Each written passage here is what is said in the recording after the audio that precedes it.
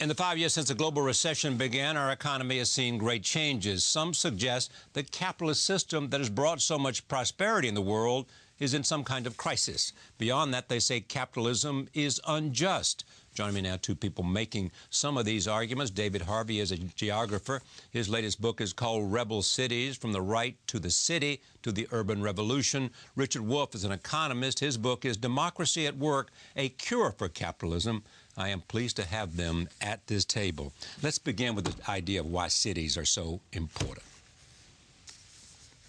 I think a lot of money goes into building cities. A lot of people work and live and have their daily lives in cities. Half of the world's population, more than half now, lives in cities. Yeah.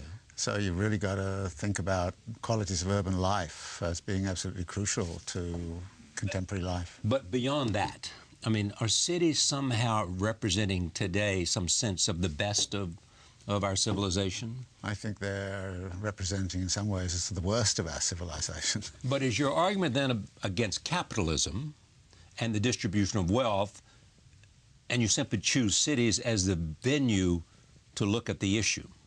I think it's partly a good venue to look at the cities because you see the inequality actually written into the urban landscape as you walk around. Or if you walk around. I mean, I love to walk around cities. Most people don't walk around them anymore, but they walk all over the place. And I think that this inequality, of course, stems from the inequalities which are inherent in a capitalist system. So the capitalist system produces certain kinds of cities. So you cannot change the cities without changing the capitalist system, and vice versa.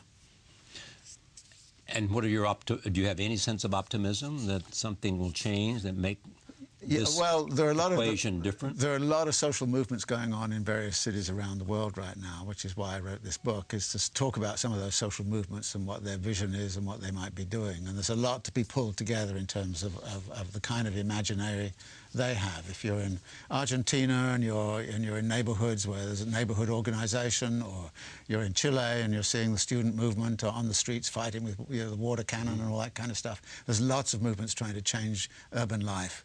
And I think that this is something that's very exciting. On the other hand, when you look at the immense power and the military apparatus and the increasing militarization of cities, you get very nervous about the fact they will not be able to do much. Are they gaining traction? They are gaining traction. I think they're gaining in people understanding what might need to change in order to make for a decent urban life for everyone.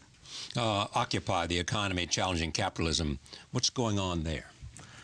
Well, I think that what's coming to an end, to start with the good news, is a 50-year taboo in the United States about questioning our economic system. I mean, we take pride as Americans that we question and debate our education system, our transportation system. For the last couple of years, we have been debating our medical insurance and medical care system.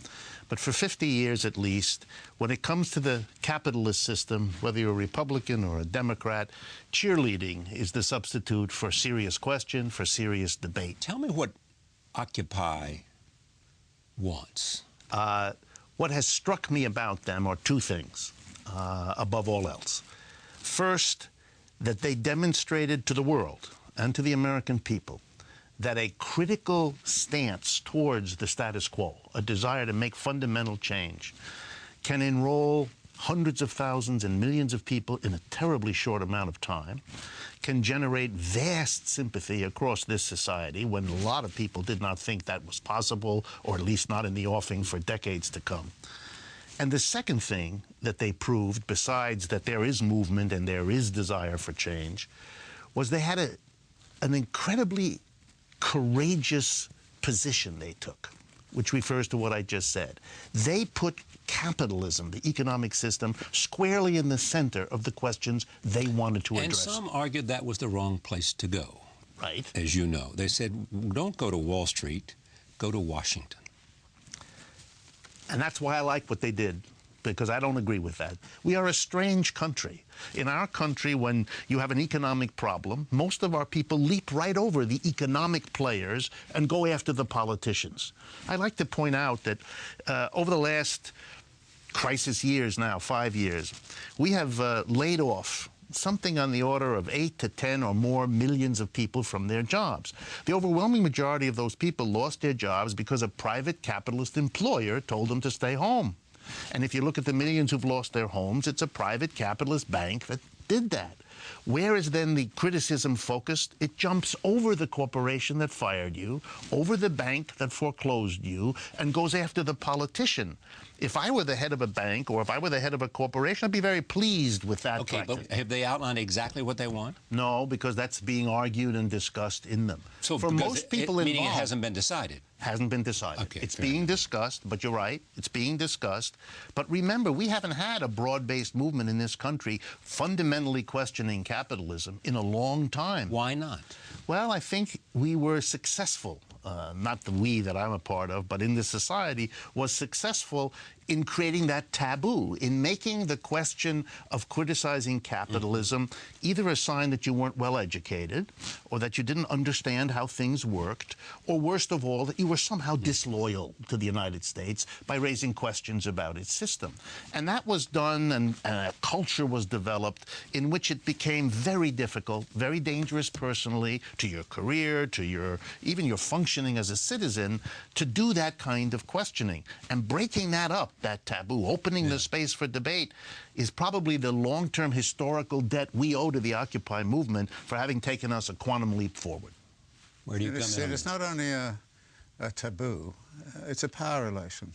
I mean, one of the things Occupy did was to point out the power of Wall Street over politics, the power of Wall Street over the media, the fact that actually... Wall Street over Congress. Well, yeah, I mean, you know, as Mark Twain said, you have the best Congress that money can buy, and we have it, you know. And I like to think there's a party of Wall Street which is deeply implanted both in the Republican Party and in the Democratic Party. And you have almost, you know, a power structure. So I think one of the things that Occupy did was to say, how can you have a debate when the power structures are stuck in such a way that there's no space for a debate? And that even came down to a physical space. What struck me about the Occupy Wall Street, where are the public spaces in which the public can assemble and discuss these things? You know, and you had to go to private spaces like Zuccotti Park. In London, they wanted to go to Paternoster Square, and they found that Paternoster Square was in private ownership, so they had to go to the steps of St. Paul's. And you kind of realise there are no public spaces in the city where you can assemble and have a discussion about these things. And so when they started to have assemblies in these spaces, then you start to get police power saying you can't do this, you can't do this, and you can't do that. So I think the Occupy Wall Street problematized all sorts of things about the power relation, who controls the city, who controls the public spaces in the city. You know, who can get into Bryant Park and who can't? Who can go, you know, who can go into Central Park and who can't? Before Occupy, would you have said though it was wrong to have rules and questions that may be determined for either safety or for any one of another reasons? Look, that people... my joke about this is increasingly what you have is a policy towards public space, which is to turn it into places where there's okay for an assembly of tulips, but not of people. Okay, yes. And so it's actually, okay, okay to grow things and look pretty. And all the tulips there are going nodding their heads and looking very nice, you know.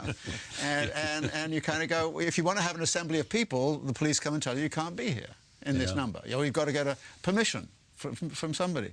And at some point or other, you've got to say, we have to open up spaces in the city where we can have these discussions, because we can't have it in the media because, you know, it's difficult. But is there any time in which a public demonstration somehow affects the rights of others? Well, of course it always affects the rights of others, but then that's always going to be contested in some way. And I think that what we see now are rules which are set in motion, which give the power to groups which are not necessarily sympathetic. For example, I didn't see the Tea Party meetings being policed in exactly the same way that Occupy Wall Street was policed. Now, why is that? You ask yourself. Well, there weren't many Tea Party meetings in New York City. No, not in New York City, but you didn't see the sort of hostile reaction you saw to it, and I think this is true in other cities, and you see this now, of course, occurring, and we've seen the same thing happening in Cairo, in Tahrir Square. Right. We've seen the Indignados in Spain. We've seen in Syntagma Square your point about what happened in Tahrir Square is what? That there were demonstrations that were being held and no one felt necessary to restrain them? No, I think what happened was... Because they had terrible acts of violence at the beginning, as you remember. Yeah, people took a public space and turned it into something which was a political space. An assembly. An assembly. An assemble, too.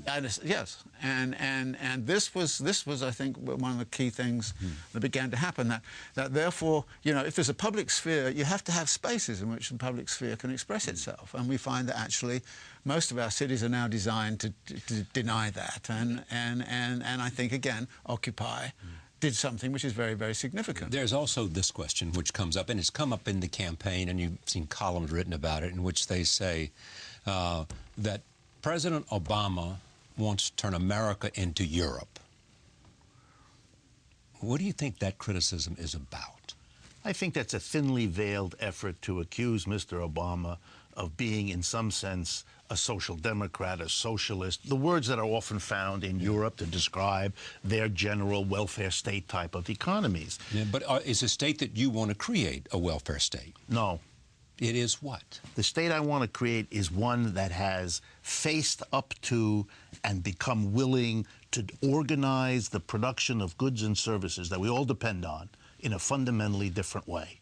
Because for me, that's the root problem that we haven't faced, that we haven't debated, and that we don't change. Well, is the best living an example of that Norway or somewhere in Scandinavia, or where is it? Well, you have efforts like this that have been existing inside and around capitalism from the beginning. They have funny names that we are maybe not used to. But where have they taken hold? Well, I'll give you one example, but let me mention them. One is the cooperative, one is the community enterprise, one is the collective enterprise. But the example that most these days is brought to the fore is an enterprise in the north of Spain called Mondragon, based in a little village or town in the north of Spain called Mondragon. And it is a story a little bit like your yogurt producer, only on a much bigger scale.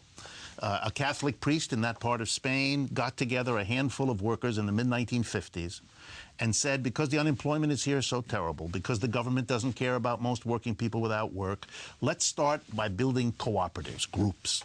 Well, here we are, 50-odd years later.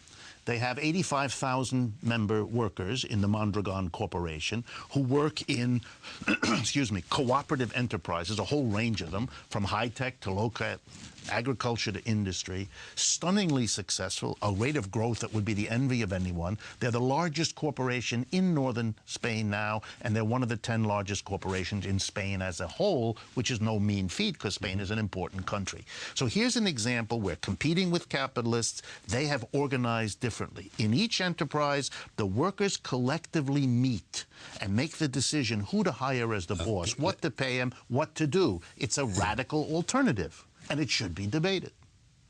Indeed. But the other crucial thing about them is, until recently, the rate of return of the individual within the cooperative was 3 to 1 at most. And that meant that the highest earning person only got 3 times as much as the least earning. As in America, where there's huge gap between the workers and the CEO. It's 500 to 1 or something in this country, and there it's 3 to 1. And you wonder what kind of world we'd be living in if all enterprises everywhere worked on the principle of a 3 to 1 inequality. Then you'd have very different kinds of cities, very different kinds of transactions between people. You wouldn't have a situation like, for instance, in New York City, the top 1% earn something like $3.57 million a year, whereas 50% of the population is trying to get by on $30,000 a year. That level of inequality would be impossible in a world that was dominated by Mondragon-type cooperatives. Because if workers together, that's very American. If workers as a community, if we recognize the community of people who work in an enterprise to make it work, if that community sat around collectively deciding how to pay its members, would they make some people multimillionaires and other people unable to take care of their kids barely or to have an education? The chances are extraordinarily unlikely. I think there's a lot of support for the kind of thing that Rick is talking about when it's allowed to flourish. I think this comes back to the question of who controls the conversation about what might be possible And to the degree that all, you know, everything is now filtered through this tremendous kind of monopoly power in the media, we're finding even in universities, we can't have a conversation about many of these things inside of universities anymore because there's a kind of orthodoxy which is taught, you know, in economics departments and all the rest of it, and so you can't have this conversation. But when something happens... You cannot have this conversation in a university? No, it's very hard to have this conversation. Well, who says no? The faculty and the whole spirit and the whole culture of the place. Can you study Karl Marx at universities in America? That was my point. No, I was never assigned one word of the mature Marx's economic critique, which is encapsulated in 3 volumes of Capital. Not at Harvard, not at Stanford, and not at Yale. Not assigned. Suppose you wanted to write whatever, a thesis, a dissertation, on the ideas of Karl Marx. Would somebody say that's unacceptable? Absolutely. At Harvard, Yale, and Stanford. Absolutely, because that happened to me. I went at Yale, which is where I got my PhD in economics. I went to them and I proposed that I wanted to do a dissertation on the colonial economic system as it pertained in East Africa, the British in a country now called Kenya, used to be called the East Africa Protectorate. Right. I went to them and I said that, and professors' names will remain unmentioned, and they said to me, colonialism and the Marxist approach are not appropriate titles for a dissertation. And so if you look me up in the Yale Did archives, they say that for what reason? They didn't have to. It wasn't appropriate. It's almost as if But I they had... think it wasn't appropriate because of any particular reason they said? Not appropriate because we think that it's an inaccurate description of the reality that you want to pursue? If I had pushed them, they might have said that. Yeah, exactly. I think you're dealing here with the lingering, long-lasting effects of McCarthyism. Really? Yeah. And You really the do. witch hunt. Yeah, I think it. And is who are the continued. McCarthyites of this debate? I think they're no longer. I mean, in a sense, McCarthy won by expelling this conversation from universities. In the end, he did not win. McCarthy did not win in the end. Well, I'm not so sure. I think we're now in a situation where still it's the case that who reads Marx in this country, for example? My professors were not worried that they would be arrested or intimidated. No, it's more subtle. It's the consensus of the profession is that you don't do that. That's why we weren't assigned the work to read. That's why it wasn't discussed in the classroom. That's why we had to do it entirely on our own. It's just, that's why I use the word taboo. It's something that appropriately trained, well-schooled professors and graduate students don't deal with. Is there a state that represents the values, that you would like to see reflected in the United States in terms of its economic system? I think there are, if you like, pockets of activity. So this is true around the world. Then it's not just the United States that you think that. Absolutely. And I think for some years, for example, there's an Indian state, Kerala. Yeah. Which has not had very good economic development from a capitalist standpoint. But on the other hand, it has superior education, it has great health care. It's done many of these, the population there is not wealthy, but on the other hand, what would you say, for example, of Cuba? Well, Cuba's, again, you have to look at the whole history of Cuba. There are a lot of problems there, but it's still the case that infant mortality in Cuba is lower than it is in many inner cities of the United States. Right. The educational levels are much higher than elsewhere in Latin America. So could you go from that point to the point that Cuba has a better economic system than the United States, when in fact it was significantly being supported by, as you know, by the Soviet Union. Right. I don't think it necessarily has a significant... I think there are serious economic problems that they should have worked out in a different kind of way. And individual freedom problems and human rights problems and human rights problems. Discrimination Although against gays you say, others. Human rights problems are interesting. I mean, if you sort of say, well, what are the human rights of people living around, say, the Johns Hopkins University Hospital in Baltimore, which has the lowest life expectancy of any fair enough. Kind of say, what's their human rights? But are they being put in prison for their political beliefs? No. But on the other hand, they die early. I mean, so you can check that one against the other. I'm not a great defender of the Cuban system. I'm just looking for a system because sometimes people do look at Cuba and cite the two things that you did. Yeah. Education, right, education and childhood nutrition. Healthcare and childhood nutrition. Yeah. But I think what it ought to be done and what ought to be part of the debate in politics as well as in other forum, it is the notion of what are we learning from our experiences? Whether it's a subprime crisis, whether it's a sovereign debt crisis, and what is it telling us about sort of the future and what we ought to know? I mean, it raises basic questions about the regulation of capitalism. Mm-hmm. When the credit system in the United States collapsed late in 2008, who led the charge to the government to come in and bail everybody out? The same corporate executives, whether they be from GM or Citibank or Morgan Stanley, who would have been giving speeches up until the last minute about how who needs the government should be minimal. It wasn't leftists or radicals or Marxists who brought the government in. It was the leaders of industry who understood that they had reached a dead end. Without the government, there was no hope, and they became the greatest enthusiasts for massive government intervention. Without a bailout, it would have been over. That was their view. And in many ways... It's not just their view, it was a lot of people's view. A lot of people's view. And it's probably true. Yeah. And so we bailed them out. They said, that was the operative reason for the bailout. Right. And they said... the system would collapse. Right. But the question is, do you avoid system collapse with that kind of a bailout that makes no fundamental changes? So that we look now at a story then that these banks were too big to fail. And without exception, they're bigger now than they were at the time that we said that. This is a society that's spinning out of control when it does such glaringly contradictory things, and we all know it, and nothing happens. It's as if we're the deer caught in the headlights of a process of breakdown that no one seems to be able to get a handle on, and I think it's because we're afraid to ask those basic questions that someone like Marx and others were the ones who wanted us to ask long ago. I had a quote from you. Okay. Always dangerous. To secure the sorts of reforms achieved in the 20th century by advocates of regulated capitalism, socialism, and communism requires doing more, going further than reformers anywhere understood. Right. That's my point. I think that if we take our own country as an example, we did extraordinary things in the 1930s in the face of a crisis even worse than the one we're in now. We're now talking about making less Social Security. Yeah. People have to remember, in the depths of the Depression is when we created Social Security.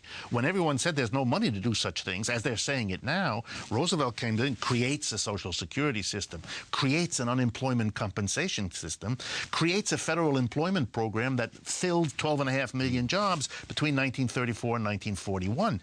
All the things that we're told today. What got everybody back to work. Finally, but a lot was done even before.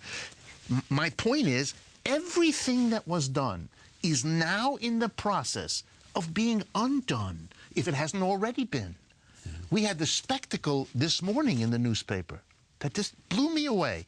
Sanford Weill, former head of Citibank, announcing that in his mind, we ought to separate depository banking from investment banking. We did that after the Great Depression, called the Glass-Steagall Act, that made that separation. And Sanford Weill, as chairman of Citibank, was the leading banker that got that repealed with the repeal signed by Bill Clinton. And he now says, ooh, and scratching my head, wow, man, probably shouldn't have done that. And that is interesting and is actually true. And people are asking perhaps some of the things that they believe might not necessarily be modified. And especially after some of the things that have happened since Dodd-Frank and other legislation, people saying, well, was that enough? And should we do more? And did it give some incentive on the part of people in Congress to look at the regulations and say, should we move deeper and further? I should say that Richard Wolff's book is called Occupy the Economy, Challenging Capitalism, a series of conversations with David Barsamian. And David Harvey's book is called Rebel Cities, From the Right to the City to the Urban Revolution. Thank you for joining us. See you next time.